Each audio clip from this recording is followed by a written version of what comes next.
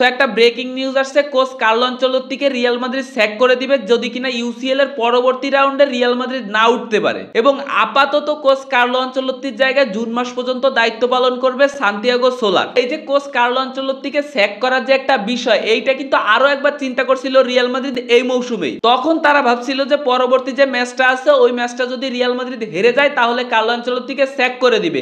কিন্তু ভাগ্যবশত ওই ম্যাচে ভিনিসিয়াস জুনিয়রের অসাধারণ পারফরমেন্সে রিয়াল মাদ্রিদ জিতে যায় এবং কোচ কার্লো আনচেলত্তির চাকরিটা ওই ধাপে বেঁচে যায়। তো দেখেন বর্তমানে আবার বিষয়টা এরকম ঘোলাটে হয়ে গেছে, কারণ হচ্ছে বার্সার সাথে ফাইনাল ম্যাচে ওইভাবে রিয়াল মাদ্রিদ হারছে এবং এর মধ্যে কিন্তু কার্লো আনচেলত্তির কিছু ভুল ডিসিশন আছে, ভুল সিলেকশন আছে। তো এখন আবার এক দলের প্রশ্ন হচ্ছে, কোচ কার্লো আনচেলত্তি যদি এখন স্যাক হয়ে যায় তাহলে কি ব্রাজিলে যাওয়ার তার কোনো সম্ভাবনা আছে কিনা। তো এখন দেখেন ব্রাজিলের ফুটবল ফেডারেশন যে প্রেসিডেন্ট আছে সে যদি কোচ কার্লো আনচেলত্তির কথা এই মুহূর্তে ভাবে, আমি বলবো তার কোনো ফুটবলীয় জ্ঞান নাই। তো এখন আপনাদের প্রশ্ন হইতে পারে, কার্লো আনচেলত্তিকে চাইলে কার জ্ঞান থাকবে না, সে তো সর্বকালের সর্বশ্রেষ্ঠ কোচদের মধ্যে একজন, তাকে চাইলে আবার ফুটবলীয় জ্ঞান কিভাবে না থাকে। বিষয়টা আপনাদেরকে বুঝায় বলি, 2026 সালে হচ্ছে ফিফা বিশ্বকাপ এবং এখন হচ্ছে 2025 সাল চলতেছে। কোচ ডরিবল জুনিয়রকে যদি তাদের স্যাক করার চিন্তা ভাবনা থাকতোই বা করা উচিতই ছিল, সেইটা কিন্তু আরো বহুত আগে। কিন্তু বিশ্বকাপের এত কাছাকাছি এসে যদি কোচ কার্লো আনচেলত্তি না যে কোনো কোচকে তারা অ্যাড করে এবং কোচ ডরিবল জুনিয়রকে স্যাক করে,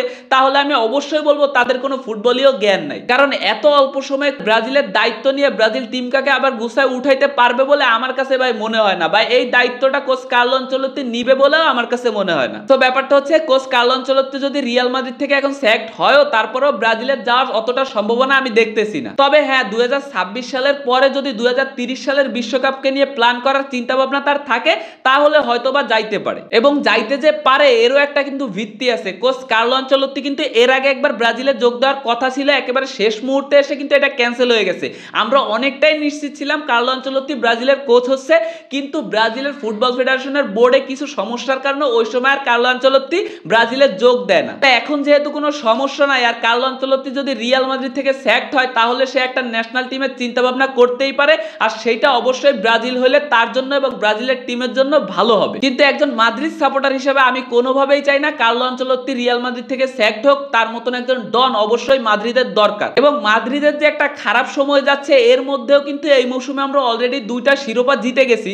সো অনেকটা যে খারাপ সময় যাচ্ছে এটাও বলার সুযোগ নাই ভাই। এরপর চলেন আমরা এনরিকের ব্যাপারটায় যাই। এনরিক এই যে ম্যাচটা গেছে ভালো পারফরমেন্স করার পর অনেকেই বলতেছে তার কি আরো সময় পাওয়া উচিত কিনা। দেখেন রিয়াল মাদ্রিদের যে ফ্রন্ট লাইনের 3 জন আছে, কিলিয়ান এমবাপ্পে, ভিনিসিয়াস জুনিয়র কিংবা রদ্রিগো গোয়েস, তাদেরকে টপকায় আসলে এনরিক এই মুহূর্তে কোনোভাবে সুযোগ পাবে না বা পাওয়া উচিত না। হ্যাঁ, আপনারা বলতে পারেন যে শেষ 10-15 মিনিট তাকে সুযোগ দেওয়া যাইতেই পারে, কিন্তু দেখেন কিলিয়ান এমবাপ্পে বলেন, ভিনিসিয়াস জুনিয়র বলেন কিংবা রদ্রিগো গোয়েস বলেন, তারা 80 মিনিটের পরেও যে পারফরমেন্সটা দিবে ওইটা ফ্রেশ হিসাবে নেমেও এনরিক এই মুহূর্তে দিতে পারবে না। এইটাই রিয়েলিটি এবং এইটাই আমাদের মেনে নিতে হবে। এনরিকের সামনে আরো সুযোগ আছে এবং আস্তে আস্তে যদি কিছু কিছু ম্যাচ, যে সমস্ত ম্যাচে মাদ্রিদ অনেকটা আগায় থাকবে, ওই সমস্ত ম্যাচে যদি এনরিককে সময় দেওয়া হয় তাহলে হয়তোবা আস্তে আস্তে সে এতটাই ইমপ্রুভ করবে, এক সময় সে স্টার্টিং এর জায়গা পাবে। তবে এইটার জন্য আমাদের অবশ্যই ধৈর্য ধরতে হবে, অবশ্যই অপেক্ষা করতে হবে। কিন্তু ব্রাজিল টিমে এই মুহূর্তেই এনরিককে দরকার। কারণ দেখেন বিগত কিছু বছর ধরে ব্রাজিল টিমের অ্যাটাকিং লাইনআপ কিন্তু খুবই ভালো, কিন্তু একজন